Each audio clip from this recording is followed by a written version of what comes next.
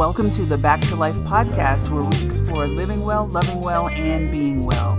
I'm your host, Nicole, and I invite you to tune in for inspirational conversations to get you back to life. Let's get started.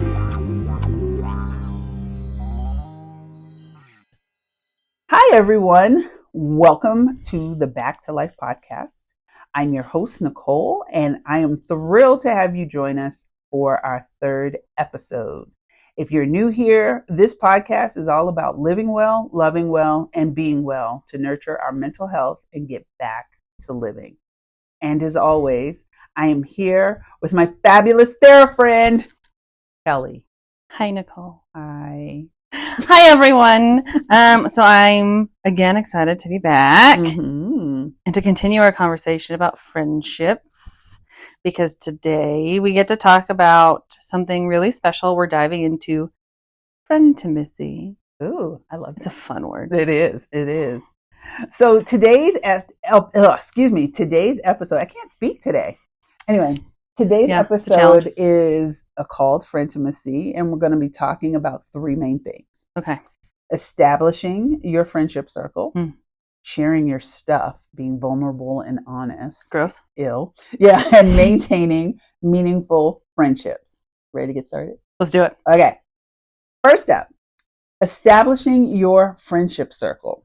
All right, Kelly, let's talk about what's important when it comes to building our circle of friends. What do you think?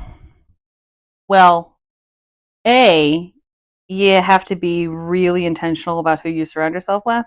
We talked about that in the last episode. If we did, because you have to make sure that you are intentionally surrounding yourself with a certain quality of friend, right? You want to build a circle based off of your own definition of what that is, right? Yeah, because that can look different in many different ways. Yeah, and based on, again, like the 10 different friends that you need, that's going to really affect who I'm bringing in. If I desperately need someone because I'm seeking wisdom from a mentor, I'm not going to bring out an activity friend per se. Yeah, they may not be the same person, right? Yeah. And so it's really being intentional to build that circle of friends that are positive. And we're not talking like optimism all the time. Oh, you mean positivity? You mean the toxic positivity? Yeah, we're not talking that, but like they're positive, they're supportive, and they bring out the best in you. They show you that you can be a better person. Absolutely. Right? And you want that group of friends to be one that makes you really strive to grow and become a better person in general, because you're doing that for them too.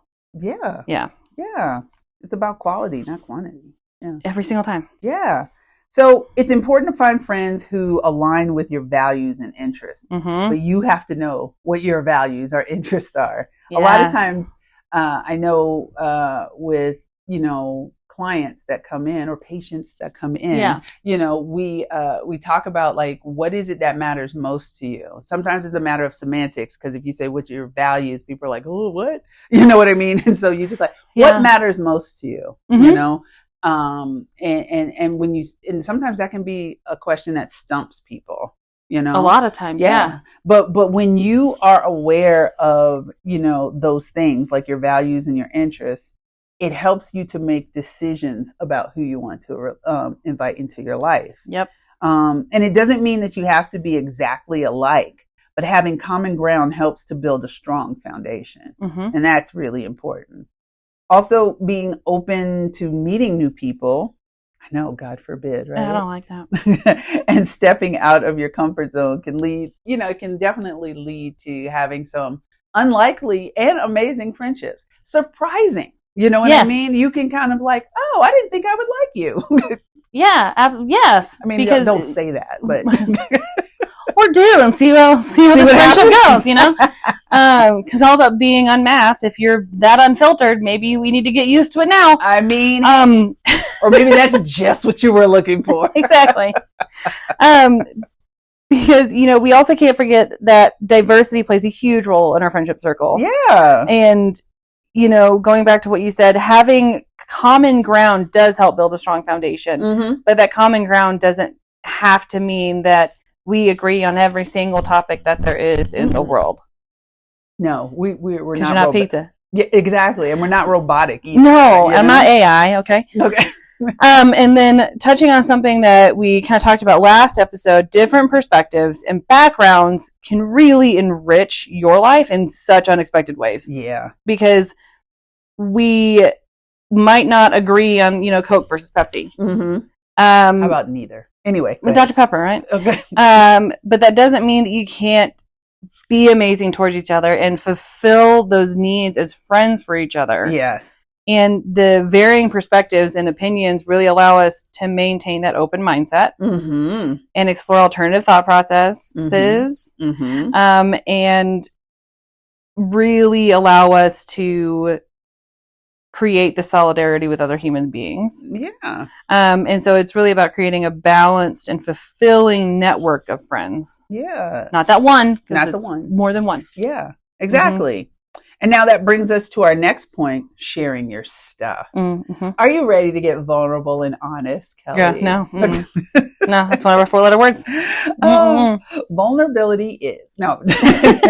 Okay. Webster definition. Yeah, no. Vulnerability and honesty are key to deepening friendships. I mean, you have to share your stuff. I mean, part of learning more about someone is being able to relate to them and maybe building trust by just sharing a little. Don't go word vomit about when you were 5. Yeah, no trauma dumping on day 1. No, don't do that. But, but being vulnerable and honest is really important, and just being mindful of what you're sharing, because when you do share, you're sharing a piece of who you are, mm-hmm. With another person. Make sure that you share just enough so you can see, can they handle that. Don't share the full load, right. know, but that can honestly kind of bring people closer. You mean being your authentic self? I mean, sure, showing up as you, not showing up as masked you, or right. Who I'm supposed to be, quote unquote. Yeah, no, this is you, authentically you. Like mm-hmm. I said, and when we first started, your weirdness is welcome here. Well, that in going back to episode 1, mm-hmm. it's that being authentically yourself. We have to become friends with ourselves first. Yeah. Because sometimes we are uncomfortable with how that shows up in a relationship. Mm-hmm. And so until we actually truly love ourselves and who we are authentically, it is hard to get to that vulnerable state with a friend, right? Mm-hmm. But the trick is, the fact of the matter is, being vulnerable allows us to connect on a deeper level. Mm-hmm. And so if we aren't able to get vulnerable, we will never find that ride or die. We will never find that supportive friend. We won't have that deep inner circle. How will you know, right? You won't. Yeah. Nobody's going to know. Who's going to know? Who's going to know? But vulnerability really allows us to achieve and feel that pure, unadulterated joy with other people in those relationships. Absolutely. And when we share our true selves, our fears, our hopes, our struggles, we are also inviting our friends to do the same with us. Mm-hmm. And so that in and of itself just creates this space of safety and honesty and support, and in being able to be vulnerable with someone else lets them know, you can start doing the same with me. Absolutely. Vulnerability builds trust. And when you're open and honest, it shows your friends that you trust them with your authentic self. You are like, I am giving, it's almost like, I think I'm giving you a present. Yes, I'm giving you a piece of my heart. Yes. You know what I mean? Please don't break it. Don't break it. Now, we're humans, and we probably will step on it. Yes. And juggle it around a little bit. I will lose it, but it'll be in my house. But it won't, and I will still have it. Exactly. But it's also, when somebody shows you themselves, believe it. Yes. So this is about being real, even when it's uncomfortable. Mm-hmm. And that's hard for a lot of people to do, to show themselves unmasked. You yes. know what I mean? We like to stay hidden, but hidden agendas do not create solid friendships. Mm-hmm. Yep. It actually tears it down. It doesn't build, it tears. It like just blows it up. So it's kind of like, if you find yourself in a position where you're always hiding and you're not being you, mm-hmm. you got to start asking why. What is that about? Well, because, and I actually had a conversation about this recently with another friend, and it's we build those walls up and we refuse to be vulnerable with people because we are so scared that they're going to take that piece of us and they're going to hurt us. Yeah. And we want to avoid being hurt at all costs. We don't like feeling hurt. We don't like feeling sad. We don't like feeling, bad in these relationships. We don't like hurt. Yeah, but relationships are about risk. And then when we risk being hurt, we can possibly know joy, because you can't know joy without pain. And if we have that wall up because we don't want to be hurt, we're also preventing and not allowing ourselves to have that joy. Yeah. We're preventing ourselves from having those supportive people that are going to get us through this thunderstorm and not just rain. We need community. We grow in community. Right. And so that protective wall does two things: keeps us from getting hurt and prevents us from having happiness. Yeah. Right? Exactly. But it's also really important to remember that vulnerability is not just a one-way street. Nope. If I am being vulnerable with you, I also have to be really cognizant and understand that I am also now allowing you to talk to me. So I'm here to listen, and I'm here, to be there when you need to open up. We cannot thrive in a relationship if all we do is take from the relationship without the expectation for us to give, or they constantly give and we are constantly, or we're giving and they're taking. It's not, we can't. No. It is this push-pull mutualistic thing, right? We're listening and we're talking and we're sharing. Yeah. And we're offering them the respect with them, for them in their vulnerable moments, so they can do the same for us. And then it strengthens the bond and creates a deeper connection for those two friends. Absolutely. It invites more, you know what I mean? And it invites emotional safety, which is so important. It is really important in any relationship we have. Emotional safety is something that we don't think about. It's like, there's a reason why you can't talk to this person. You don't feel safe. You know what I mean? So our safety emotionally as we relate to others is really super important, and now, let's talk about our final point, which is maintaining meaningful friendships. And sometimes that's hard. It's one thing to how to make friends. You know what I mean? Like we were talking about, there are types of friends. You can make friends as an adult, like with shared interests. There's a lot of things, what do you like to do? Go do it. Find your people, right? Kind of thing. But then it's kind of like, okay, you have your people. How do you keep them? Right. Sometimes I think it's like it was easier when we were in school to maintain your friends, because one, you saw them all the time, every day. You know what I mean? You were in class with them. It was like you spent time. There was a lot of engagement. Even people that you didn't like and that you switched friends and stuff, it was still easier to navigate in the sense of these are people that you engage with. There was some kind of interaction. You didn't have to all the time. Intentional with it? Oh, no, because you were just like, okay, you're in this group. Okay, these are my friends. Yeah. Yeah. Well, yeah. And I think, you've said it many times, it's the intentionality of it. Oh, yeah. Right? It's the intentionality of it. And that's the being consistent with the check-ins. That's key. And it's, quick text. Hey, can we go get coffee? Or I was thinking about you today. I'm driving home and I'm going to call you on my way home. And those things show that you truly care about the relationship itself. And I like to go to the idea of, and even with your like ride or die and your long-term, really strong, meaningful relationships, even something as small as like sharing reels or stories or memes, right? That's a way of saying yeah. Well, and like I saw this and I thought of you. And you think like a penguin, they gather all the little pebbles up, right? And it's a form of pebbling. It's a form of, I saw this, I thought of you, I thought of your name, I thought of this memory that we had from 20, 30 years ago. We can relate. Right. Yeah. And those pebbles slowly do build up. And it is a way to kind of keep our hat in the ring so that, okay, I know that you haven't been ignoring me. So So when I do need a phone call, I can call you and I know you'll still be there. But it doesn't mean that the person has to call you or talk to you every day either. No, because we understand that we are adults and things happen, like, work, some people, life. Yes. The ones that are in that closest core part of your onion do. Yeah. No, it's true. Definitely. Communication is crucial. Yeah. Being honest about your feelings is hard.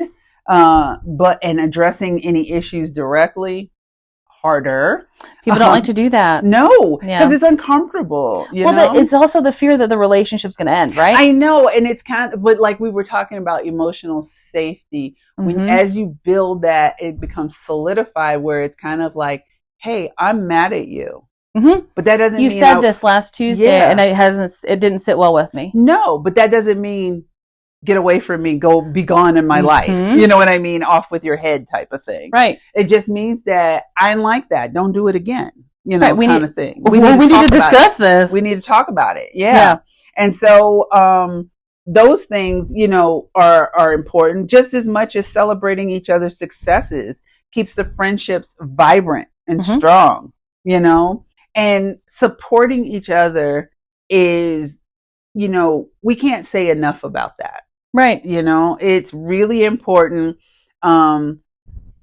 It solidifies the bond that you have with the other person. It is something to do, like when, for example, like if you're running a race and you have the people going, yay, you know how good that feels. And that encourages you on, even if that may not be your quote unquote love language or whatever, it still feels good for somebody to cheer for you. Yes. When you graduated, when something. Now, how can you imagine if you had no one and they're calling your name and it's crickets? Well, and even the flip side of that coin, you fall. Yeah. It affects us. Yes. But then you have that one person that will, I don't need to win the race. They come, they pick you up, and you've got that support to make it through the finish line. Absolutely. And you are getting the same amount of support and cheer from people that are there because they acknowledge that you were going through something hard. Yes. I see you. Yes. What is that? Avatar? Just like, is it? I don't know. see you. Yeah. Yeah. And it's, but those words matter. They they can penetrate that wall. Yeah. It's like, I see you, even though you're trying to hide. Right. Take my hand kind of thing. Right. Let's get through this together. Absolutely. But we also can't just keep focusing on the tough times with friends, right? You also have fun. Have fun. Do things that are shared experiences, new memories. Yeah. Find things that bring you both joy, the laughter. Man, the laughter. Laughter is medicine for sure. For everything. For sure. You're angry, laugh about it. Yes. You're sad, let's laugh about it a little bit. Yeah, because you have to keep from crying. You depressed? Laugh a little bit. I mean, then we'll go get you some help outside of me. Or some ice cream. Maybe we'll get some ice cream and we'll laugh about your lactose intolerance. There you go. Right? There you go. Gotta laugh. Somebody in comments, they're gonna be like, why do you keep talking about lactose intolerance? Because you gotta go to episode 2. You gotta get the episodes before this one. You'll get it. Oh my God. Onions and ice cream. You don't get it until you get it. Exactly. So, okay. Absolutely. All right. So for our listeners, reflection time. Okay. All right. Let's take a moment to think about our current friendships again, just like we asked in the previous episode. What about your intentionality? Are you being intentional with who you surround yourself with? Are you allowing yourself to be vulnerable and honest, or do you have that wall up and it's like fortified? You got cannons up top. Don't worry. For real. Yeah. We keep it out, Maybe a moat.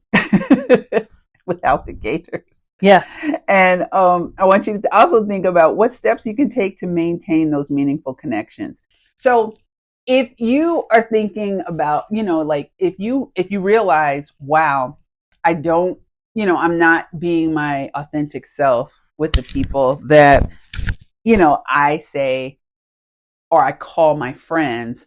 What is that about? Why can't I tell this person, the truth? Do you tell yourself the truth? Right. So. Or do you not tell them the truth because you're afraid of what they're going to say? Are you afraid of rejection? Or what the reflection is going to be? Absolutely. Yeah. And who do you have in your life who's safe? Oof. Yeah. That's a really, because my thing is, if you don't feel like the people that, you surround yourself with, you can be honest. Like I said, it doesn't have to be heavy every time you talk to somebody. No. But you do need someone who you can let your hair down, so to speak, and say, hey, this is what's going on with me. Well, that in the person that comes over to your house and you both are neurodivergent as all get out and you've had 50 conversations. You never finished a single one of them, but they've tracked every single one and you don't feel like they can fly with you. Yeah, I'm doing this wrong because I didn't have this A to Z conversation with someone. Absolutely. And if you don't have that kind of person, then what are you doing to really intentionally bring those kinds of healthy relationships to you? Yeah. I like that, That's all we have time for today. Thank you so much for joining us on this continuing conversation on friendshipping, because it's truly a trip, an adventure. It is something, and a big thank you so much for agreeing to co-host with this series. I feel like it's just super important, and it's a conversation that needs to be had. Absolutely. Especially for us as adults, Well, and it's something that we also don't typically talk about.